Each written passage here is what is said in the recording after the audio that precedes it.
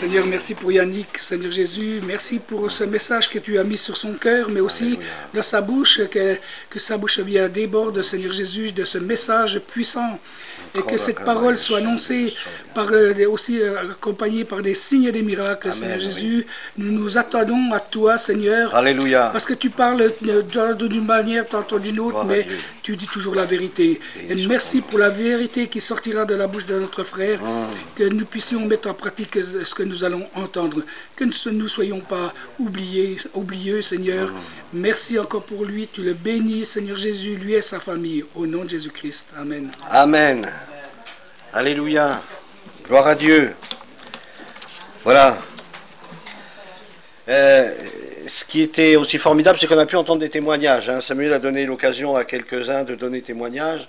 Il y a un autre frère aussi qui a témoigné, un frère africain, d'une personne portugaise qui s'était donné rendez-vous à Luxembourg, en Belgique, enfin à l'étranger, en avion. Alors vous expliquez pas je vous explique pas les difficultés. Ils se sont rencontrés là-bas, il a prié pour elle, une personne qui était paralysée dans une chaise roulante, donc elle s'est levée, il a prié jusqu'à 3 heures du matin, je pense qu'ils ont passé du temps dans la prière, et puis elle s'est levée au petit matin, elle montait les marches, complètement guérie. Et ce frère donc de Draveil, il nous a témoigné, dans sa rue, il y a un autre pasteur qui habitait aussi là, et puis il a fait une attaque cardiaque.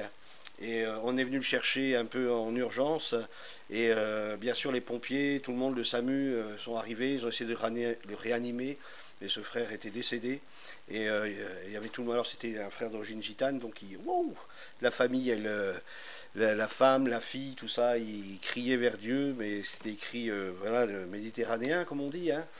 Elle a dit, écoutez, c'est pas la gloire de Dieu, mais viens, on va se mettre à l'écart, et puis on va prier ensemble. Alors le frère a pris les deux personnes, l'épouse et puis la fille, ils ont commencé à prier. Seigneur, vraiment, dans cette situation-là, étends ta main, etc. Et puis, ça fait déjà plusieurs moments qu'ils étaient en train de réanimer, puis qu'ils ne repartaient pas. Hein.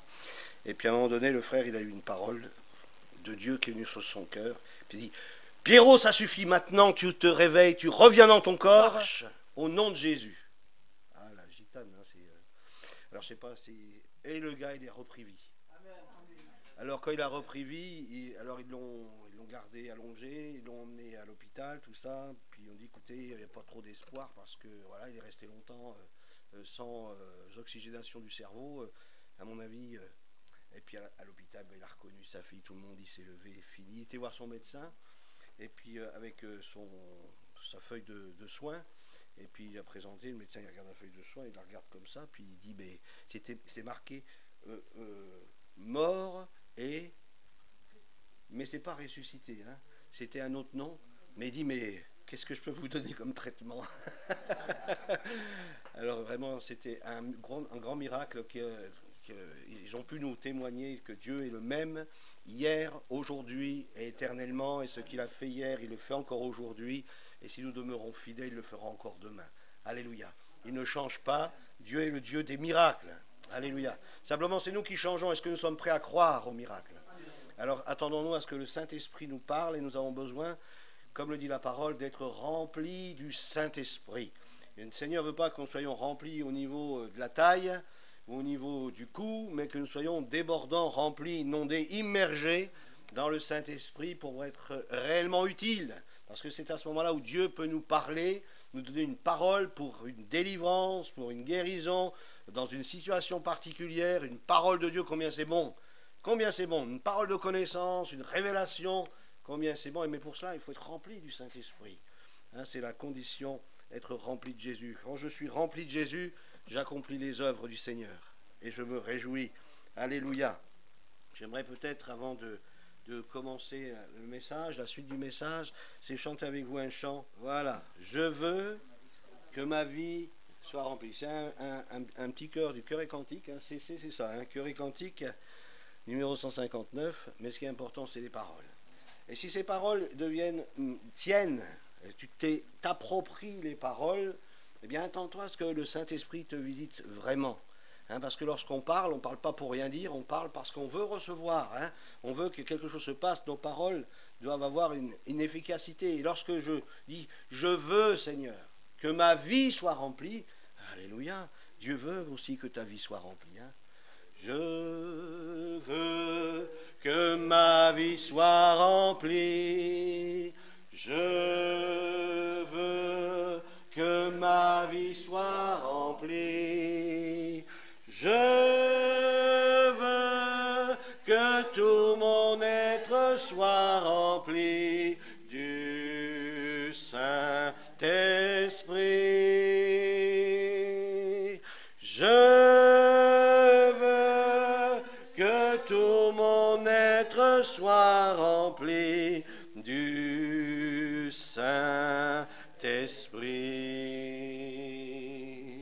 Dieu veut que ta vie soit remplie. Dieu veut que ta vie soit remplie.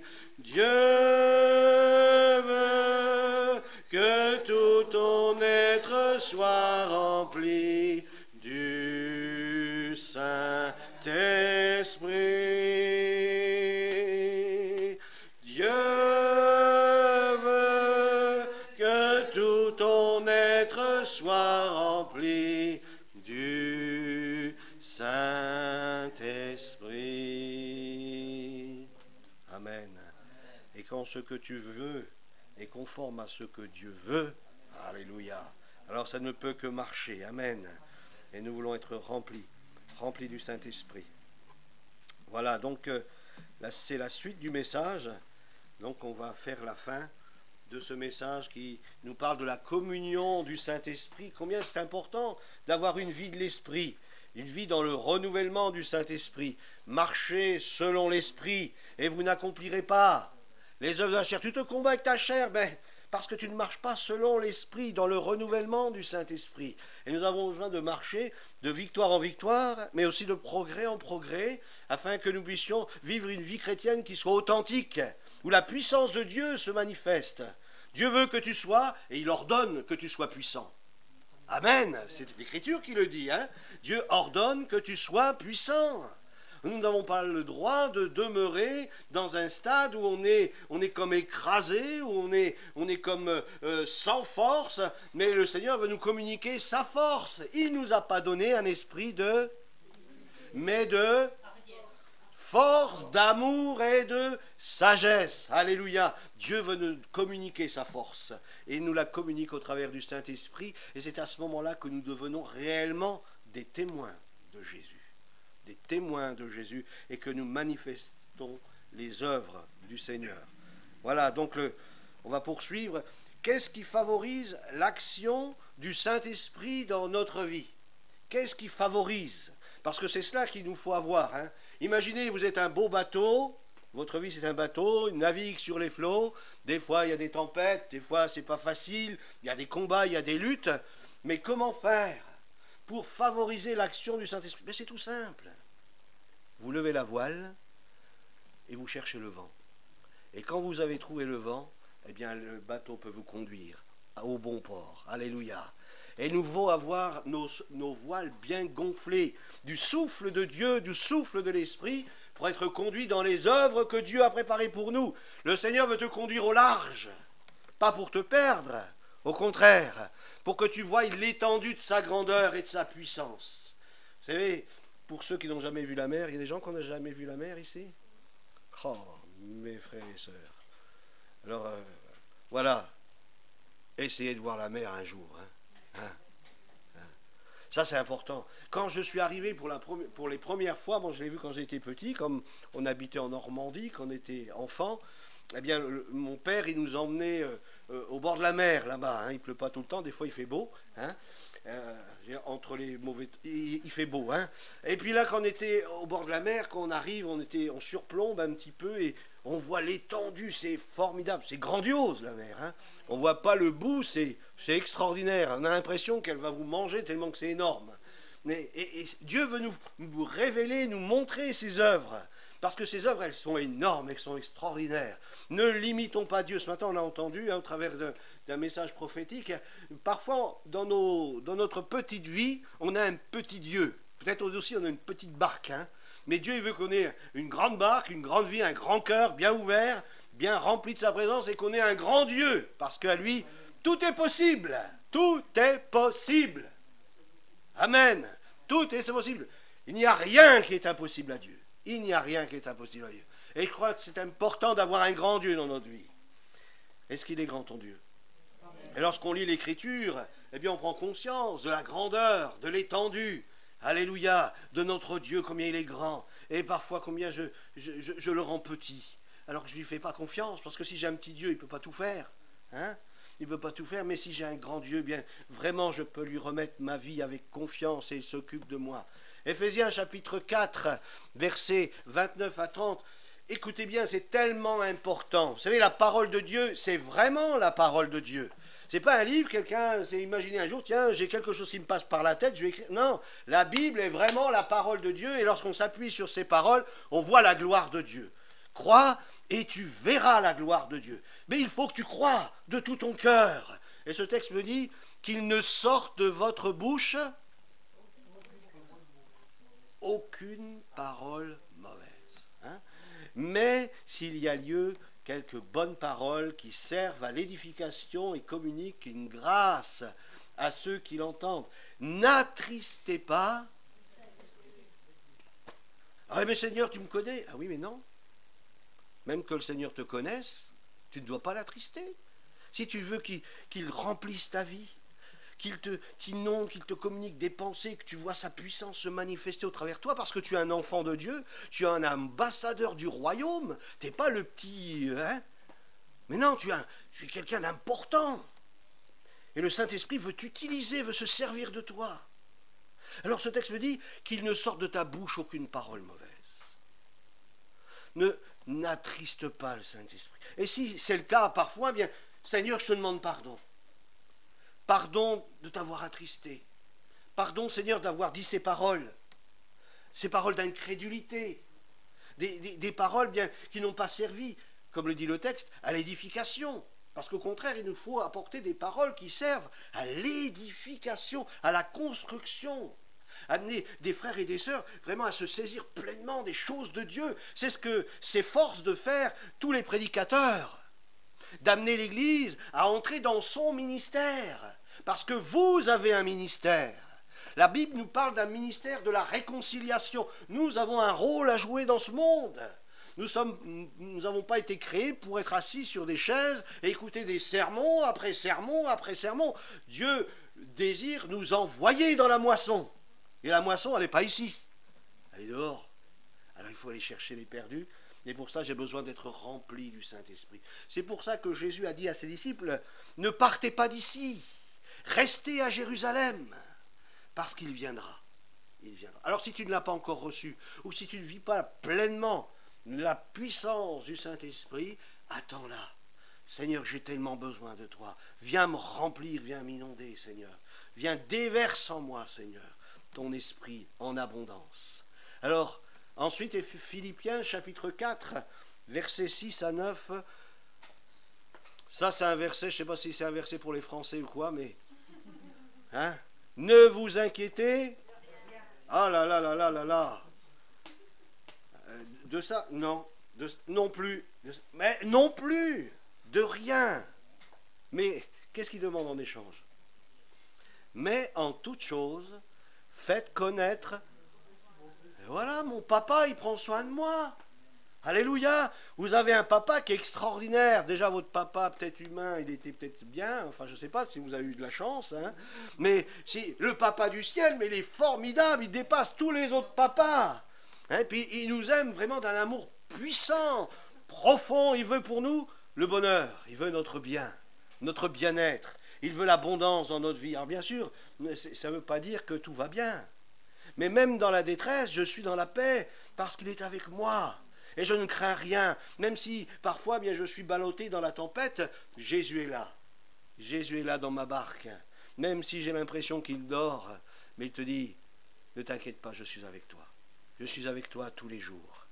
Et je ne manquerai pas eh bien, de te venir en aide, de quelque manière que tu sois. Mais déjà, ce que tu as reçu de moi, exerce-le. Exerce-le dans la foi.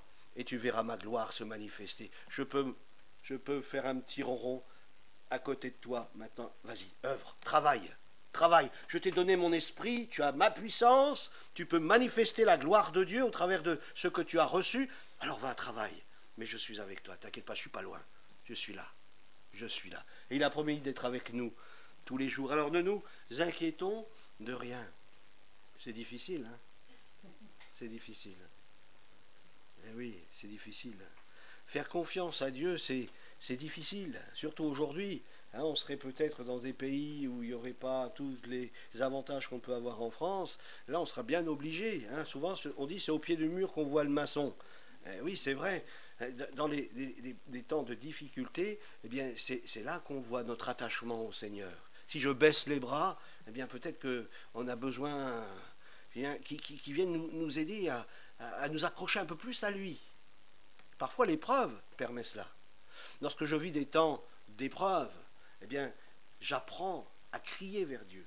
J'apprends à m'approcher de Dieu. J'apprends à vraiment lui faire confiance. S'il n'y a pas l'épreuve, eh c'est compliqué. Hein. S'il n'y a pas l'épreuve, eh bien, parfois, eh bien, je me décourage assez vite. Mais quand vient l'épreuve, elle ne vient pas pour nous écraser, mais elle vient pour nous amener plus près de notre Seigneur, de notre Dieu. Et nous est dit ce texte quand on se décharge, hein, Jésus l'a dit, hein, déchargez-vous de tout, hein, venez à moi vous tous, qui êtes fatigués, chargés, et je vous donnerai. Hein, donc il faut venir à Jésus. Ça c'est la première chose, il faut venir à Jésus. Mais pas seulement venir à Jésus, mais aussi se décharger. Hein, il faut abandonner notre sac. Dire, ben voilà, tu vois, ce qui me pèse, Seigneur, je te le donne. Et ça, c'est important. Hein. Alors, il faut lui faire connaître ce que j'ai dans mon sac, hein, tout ce que je trimballe, tout ce qui me pèse, tout ce qui me fait du mal, tout ce que, peut-être mes incompréhensions. Il faut que j'amène tout ça, Seigneur, je veux vraiment te faire confiance. Et ce texte le dit, et la paix de Dieu, alléluia. Dès que je lui apporte toutes ces choses, la paix de Dieu, elle vient. Alléluia. Et ça, j'ai cette assurance. Il a pris mon sac, parce que je suis dans la paix. Tant que tu n'es pas dans la paix, eh bien, viens vider ton sac au pied du Seigneur. C'est que c'est pas normal. Dieu veut la paix dans ton cœur, sa paix dans ton cœur. Et pour cela, il te faut te libérer. C'est de l'autodélivrance, de l'autolibération. Libère ton sac, libère-toi de ton sac, de tes angoisses, de tes peurs. Laisse ça à Jésus et reçois sa paix. C'est formidable parce que nous, on lui donne ce qui nous cause des problèmes, et puis lui, il nous donne ce dont nous avons besoin, c'est la paix. C'est un bon échange, hein, c'est un bon deal. Alors n'hésitons pas parce que c'est gratuit, hein. Il n'y a rien à payer, tu n'as pas besoin de te flageller, tu n'as pas besoin de jeûner pendant 6 ans, hein, ou 10 ans, ça dépend des gens, après ils ne sont pas épais, mais voilà. Et tu n'as pas besoin, il suffit simplement de venir à lui, simplement, avec la foi d'un enfant. C'est dur d'avoir la foi d'un enfant, hein. Eh oui, mais c'est ça. Avoir la foi d'un enfant, c'est venir simplement, dire Seigneur, tu vois mes problèmes, je te les confie, mais donne-moi ta paix, Seigneur. Cette paix qui surpasse toute intelligence. Elle gardera la paix que Jésus donne. Est-ce que tu veux la paix que Jésus donne? Pas la paix des tranquillisants, hein, ton psychiatre ou de ton psychanalyste. Non, la paix de Jésus. Sa paix à lui, elle est extraordinaire. Même au milieu de la fournaise, tu n'es même pas brûlé. Daniel était plein de la paix de Dieu. Il était plein de la paix de Dieu. Mon Dieu me délivrera s'il le veut, peu importe. Mais je veux lui obéir. Et la paix de Dieu qui surpasse toute intelligence gardera vos cœurs et vos pensées.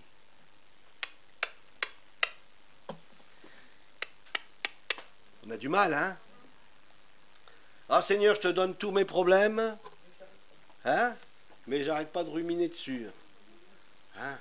Hey, les pensées, pst, dehors. C'est fini maintenant, je ne pense plus. Jésus, tu as tout pris. Et puis si le diable, non, il n'a pas tout pris. Satan, tais-toi. Tu vas toujours me causer des problèmes. Je t'ordonne de partir maintenant au nom de Jésus. Merci Seigneur pour la paix que tu me donnes. Merci parce que ta paix, elle garde mon cœur et mes pensées. Et je te bénis pour cette paix que toi tu me donnes. C'est la paix de Jésus qu'il faut aller chercher. Hein? Des fois, il y a des gens, ils se déversent comme ça, comme un psy, et vous êtes allongé, vous, sur un canapé, le psy, il est à côté, il dort à moitié, et puis vous dites, et puis, ah, ça fait du bien, lui, il s'en fout, et puis mais vous partez pas sans payer, hein. Par contre, là, il faut payer, et puis vous partez, vous croyez avoir la paix, mais vous n'avez pas la paix, parce que lui, il sait que vous allez revenir.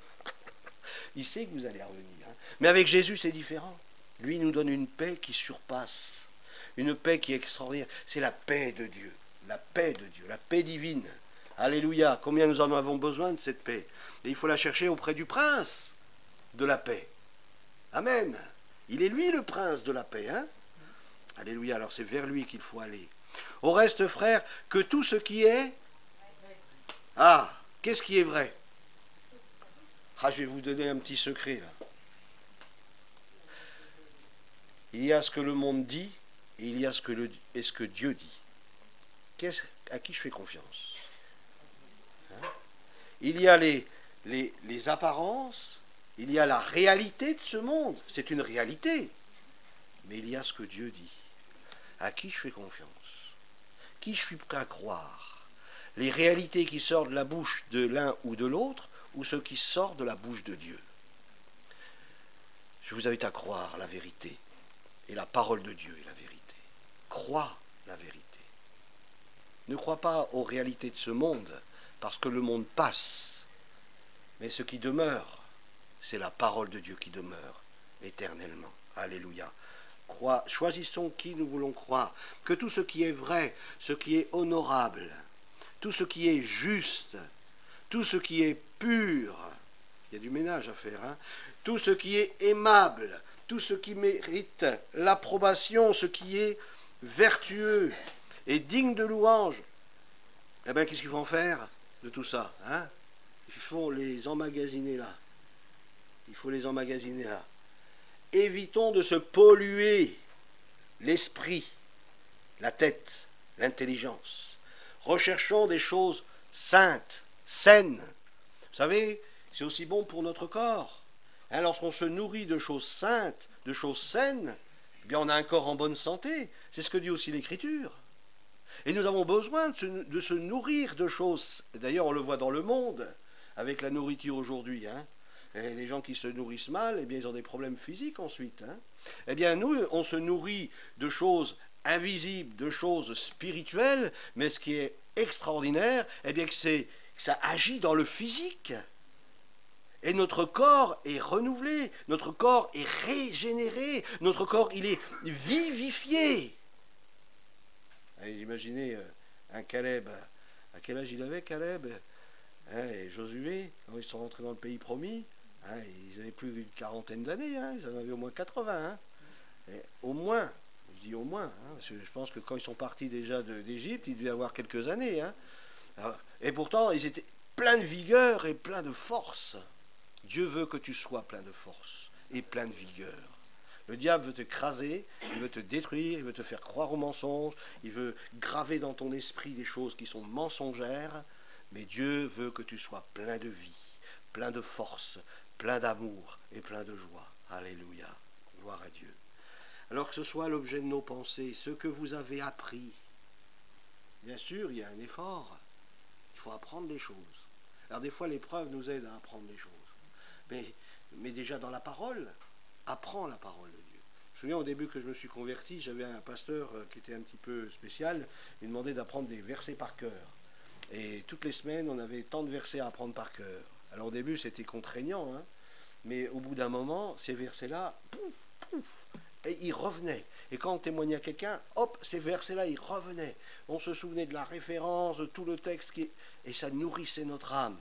Parce qu'on proclamait la vérité de la parole de Dieu face aux mensonges du diable. Et là, le fruit était porté. Et là, on était en bonne santé. On avait notre médicament, la parole de Dieu.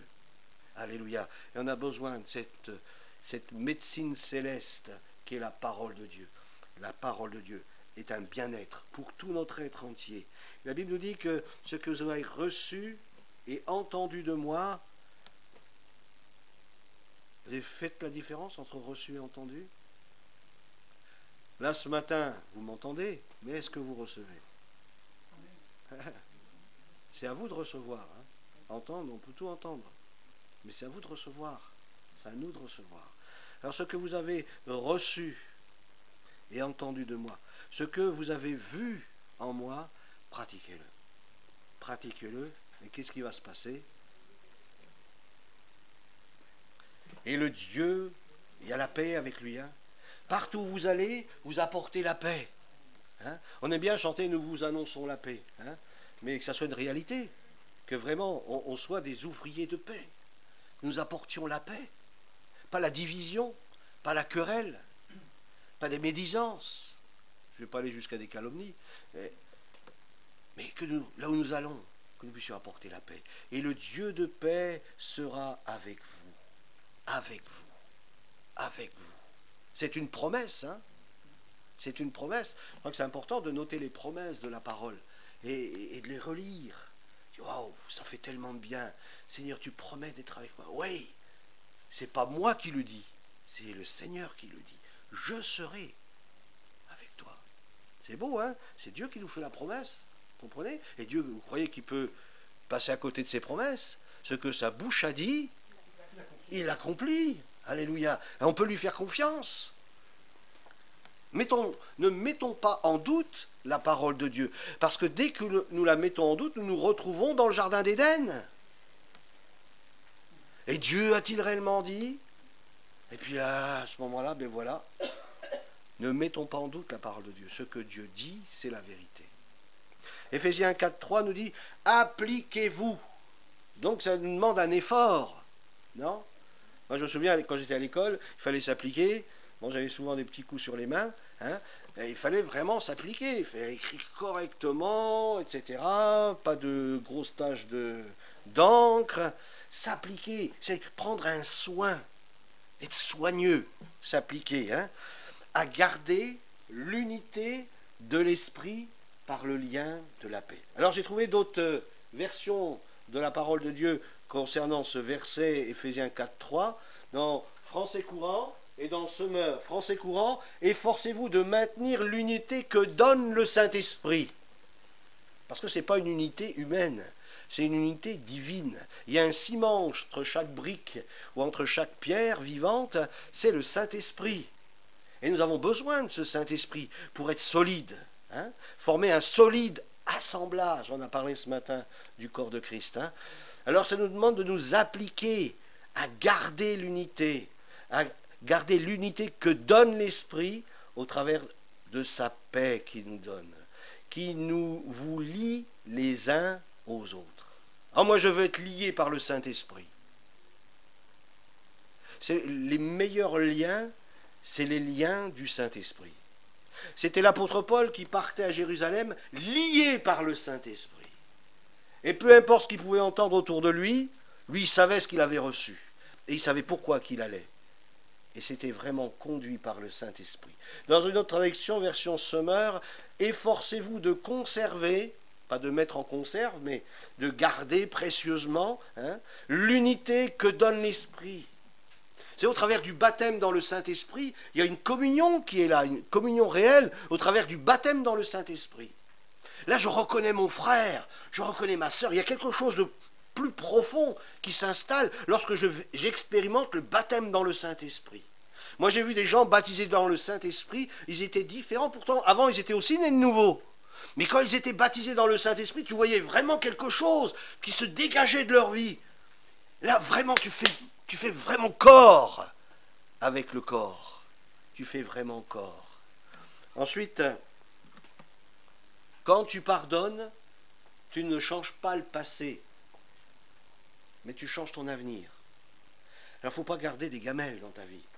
Si tu veux que l'Esprit marche avec toi, si tu veux que Dieu marche avec toi, si tu veux être conduit par lui, c'est important de pardonner le passé, d'oublier le passé. Même si parfois il revient, il s'est fini, le sang de Jésus est passé par là. Et mon passé, il est au fond de la mer. Il a été lavé, purifié par le sang de l'agneau. Et là, tu changes ton avenir. Toutes choses deviennent nouvelles. Alléluia, c'est dont nous avons besoin. Un futur qui soit vraiment à la gloire de Dieu. Il y a des conséquences à l'obéissance de la foi. Vous savez qu'il y a des conséquences. Il y a toujours des conséquences quand on choisit d'obéir à Dieu. savez, il y a des gens, lorsqu'ils se sont engagés dans les eaux du baptême, eh bien, il y a eu des conséquences à leur engagement. Déjà, le diable, il ne pouvait plus les retenir. Hein, tant qu'ils ne sont pas bassés par les eaux du baptême, le diable était toujours en train de tenir. La Bible nous parle que le baptême d'eau nous parle du passage de la mer Rouge. Vous savez que quand les Israélites ils ont passé la mer Rouge, il y avait les Égyptiens qui étaient derrière. Hein. Eh bien ça, c'est le diable était encore prêt à nous maintenir, à nous garder en captivité. Mais dès qu'ils ont traversé la mer Rouge et puis que la mer s'est refermée, les Égyptiens, c'était fini. Le baptême d'eau, ce n'est pas simplement prendre un bain. Il y a quelque chose de spirituel, de profond et de puissant qui se passe lorsque je m'engage dans les eaux du baptême. On parle d'eau du baptême, on parle de baptême de l'esprit, on parle de nouvelle naissance. Toutes ces choses sont tellement importantes. Toutes ces choses. Ne négligeons aucune de ces choses. C'est tellement important. Malachie, ou Malachie, chapitre 4, verset 2, « Mais pour vous, mais pour vous. Pour les autres, voilà ce qui se passe. Pour les autres, voilà ceci, voilà cela. Mais la parole de Dieu me dit, mais pour toi, mais pour vous, qui craignez mon nom. » Comme le dit notre frère, c'est pas une peur, hein, mais c'est un respect, un profond respect. La parole de Dieu, mon Seigneur est tellement bon, et je l'aime tellement. Je ne veux pas attrister, je veux vraiment être à son écoute et me préparer à agir comme il le souhaite, comme il le désire. Mais pour vous qui craignez mon nom, pour toi ma sœur, pour toi mon frère, pour toi, c'est pour toi cette parole. Mais il te faut la saisir, la prendre par la foi. Seigneur, c'est écrit dans ta parole. Et je crains ton nom, j'ai ce désir vraiment de t'obéir, de marcher dans tes voies, d'être attaché à toi. Mais pour toi, il y a une promesse. Le soleil se lèvera, le soleil de la justice, et la guérison sera sous ses ailes. Vous sortirez et vous sauterez comme des veaux d'une étable. Une joie extraordinaire, une promesse extraordinaire, une puissance de vie, une puissance de guérison, une force extraordinaire, une puissance de salut. Le soleil de la justice, c'est mon Seigneur. Il est ma justice. Christ a été fait pour nous justice. Il est ma justice. Et vous savez, ce qui est le plus terrible pour un chrétien, c'est de perdre son identité de chrétien. Et vous savez, le diable, c'est tout simple. Tu n'es pas assez bien pour lui. Tu n'es pas assez bien pour Jésus. Et c'est comme ça qu'il s'y prend. Tu n'es pas assez bien. Mais regarde-toi. Tu dis que le Seigneur, il t'aime, mais il ne peut pas t'aimer comme tu es. Avec ce que tu fais, avec ce que tu dis, etc. La justice de Christ, mon frère, ma soeur. La Bible nous dit que si nous confessons nos péchés, si nous les confessons, il est fidèle. Croyez que Dieu va manquer à sa fidélité? C'est pas possible. C'est impossible. Dieu, il est fidèle. Et en plus, il est juste. Il est fidèle et il est juste pour te pardonner, pour te laver, pour te purifier de toute iniquité. Le soleil de justice. Et là, tu prends, je suis un enfant de Dieu. Satan, tu n'as rien en moi. Je suis un enfant de Dieu. Est-ce que tu peux le dire? Je suis un enfant de Dieu. Est-ce que tu peux le dire ce matin? Je suis un enfant de Dieu. Je lui appartiens. Je suis à lui. Est-ce que tu es une enfant de Dieu? Oui, je suis une enfant de Dieu. Je suis un enfant de Dieu. Je lui appartiens. Alléluia. 1 Pierre 1,2. Et qui sont élus sont là la préscience de Dieu le Père par la sanctification de l'Esprit, une mise à part. Ça, c'est beau. Ça, il me met à part pour lui. Je suis sa fiancée. Il me met à part. Je suis sa propriété privée. Et qu'ils deviennent obéissants et qu'ils participent. Alors, Dieu nous met à part pour que nous puissions devenir des enfants obéissants à notre Père. Et parce que nous sommes obéissants, nous participons à l'aspersion du sang de Jésus-Christ. Renversons le verset. Si je n'obéis pas, je ne participe pas à l'aspersion du sang de Jésus. Seigneur, je veux obéir à ta parole. Je veux obéir à ton conseil. Je veux marcher dans la vérité et dans la justice. combien c'est important. L'obéissance, c'est tellement important. Jésus nous demande de devenir ses disciples. Un disciple, c'est quelqu'un qui se soumet à une discipline. Il ne fait pas ce qu'il veut. Vous savez, lorsque il y a le réveil du matin qui sonne, et que le disciple il doit se mettre en route, « Oh mais Seigneur, tu me connais, Dieu plein d'amour, je vais encore dormir 1 heure. » Ben non, lui il part, hein. Lui il part, il va de l'avant. Le disciple, il se soumet, pas à sa discipline, mais à la discipline du maître. Et je le suis pas à pas sur le chemin. Et là, à ce moment-là, le sang de Jésus a toute son efficacité dans ma vie. Parce que si je demande pardon au Seigneur, mais que je vis dans une vie de désobéissance à Dieu, croyez-vous que Dieu va vous pardonner?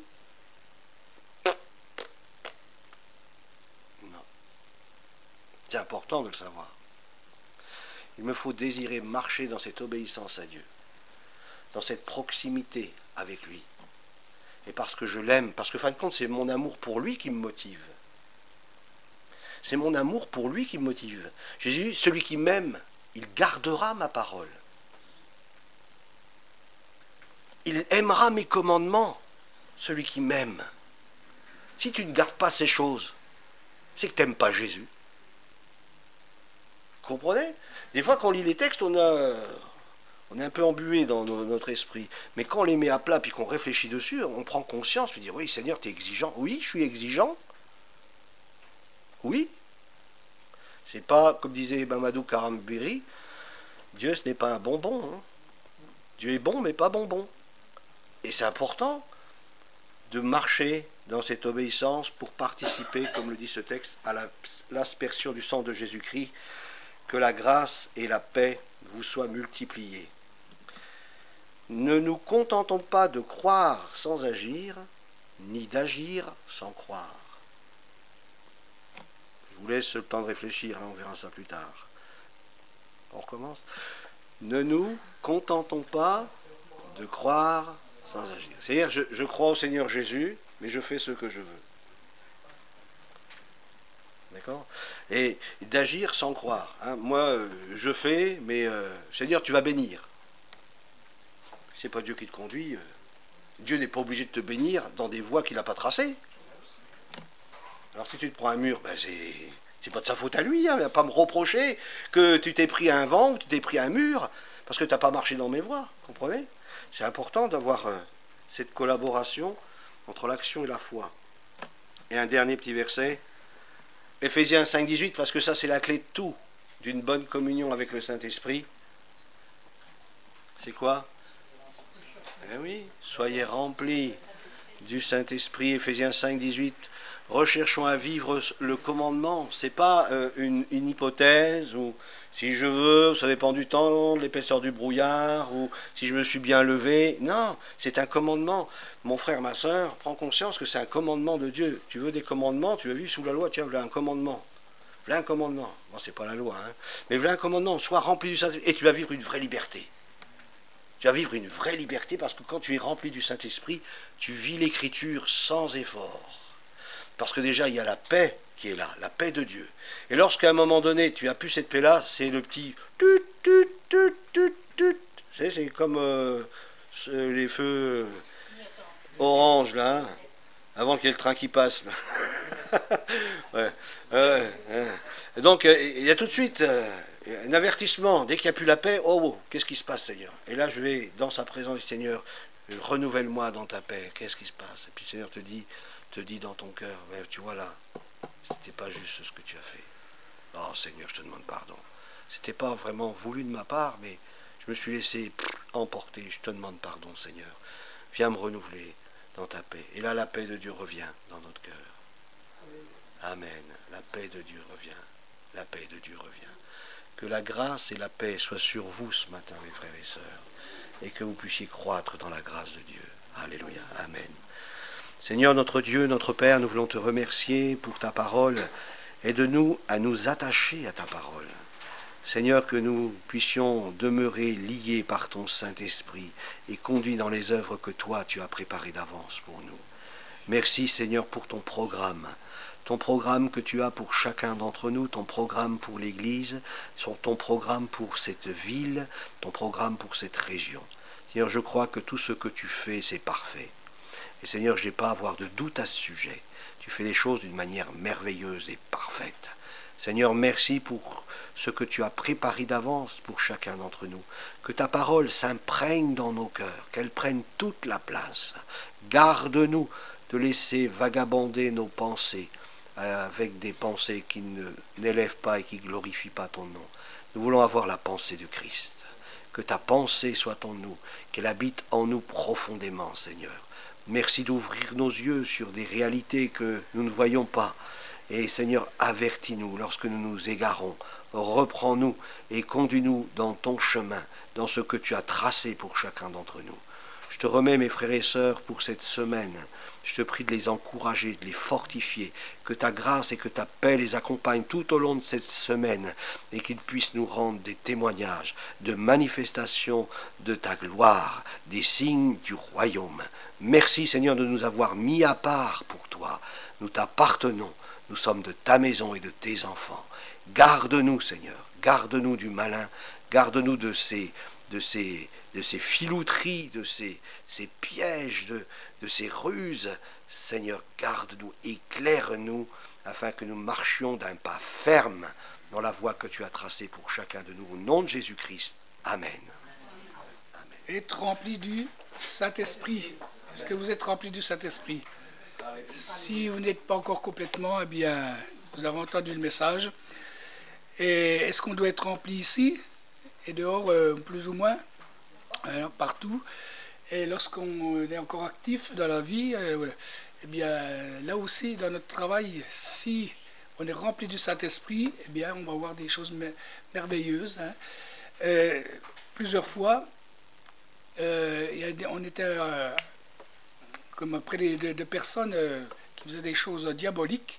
Et un jour, il y en a un qui faisait des choses vraiment très très fortes. Et il m'a dit, toi, je ne peux pas te sonder. Je ne peux rien faire. Simplement, alors que je n'avais pas dit un mot, rien du tout. Donc, on doit être rempli du Saint-Esprit, et l'ennemi, lui, voit. Parce qu'on est marqué du Seigneur. Il y a une marque aussi. Mais on est rempli du Saint-Esprit, et ça doit se voir. Et les démons, eh bien, ils ne peuvent rien faire contre nous. Nous agacer peut-être. Mais si on est rempli du Saint-Esprit, eh bien, nous serons accompagnés par les signes et les miracles, comme nous avons entendu. Et c'est ce que nous devons vivre, aspirer à vivre ça, et surtout ne pas rendre le mal pour. Et ça, c'est pas facile. Bénissez vos ennemis. Et si vous arrivez à bénir vos ennemis, bénir ses ennemis, c'est quoi? Eh bien, c'est de voir qu'ils sont bien mal, qu'ils vont aller, et d'avoir de la compassion pour ces personnes-là. Pas leur faire du mal, mais au contraire, leur faire du bien. Et prier pour eux, c'est ça de faire du bien. Pas d'aller vers eux puis de les embrasser. Si on peut, alors là c'est formidable, moi je l'ai fait, bon. Mais c'est formidable, si on peut arriver à ça. Mais, voilà, bénissez vos ennemis, soyez remplis du Saint-Esprit, et là, nous verrons des choses encore plus merveilleuses, et des âmes seront attirées, nous devons donner envie. S'il y a un gâteau là qui est... on n'a peut-être pas trop envie de manger, hein, et aussi d'avoir soif, hein, d'être assoiffé de la parole de Dieu, parce que le Seigneur il dit qu'il est la source d'eau vive, qui coule de son sein, et c'est à nous de le prendre, et d'être rempli.